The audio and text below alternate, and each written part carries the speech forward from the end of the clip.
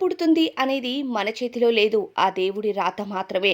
బిడ్డను ఆరోగ్యంగా కనడం వరకే తల్లి బాధ్యత. ఏ బిడ్డ పుడుతుంది అనేది తల్లి బాధ్యత కాదు అంటున్నారు ఉపాసన కొణిదెల.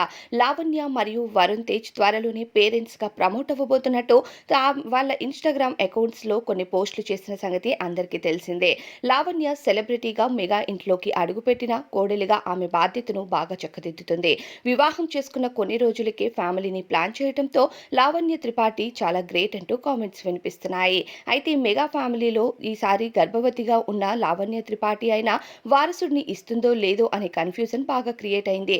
ఉపాసన కొణిదెల కూడా ఆడబిడ్డకు జన్మనివ్వటంతో లావణ్య అయినా సరే మగబిడ్డకు జన్మనిస్తే మెగా ఫ్యామిలీలో ఒక వారసుడు పుట్టినట్టే అంటూ ఎన్నో కామెంట్స్ వినిపిస్తున్నాయి.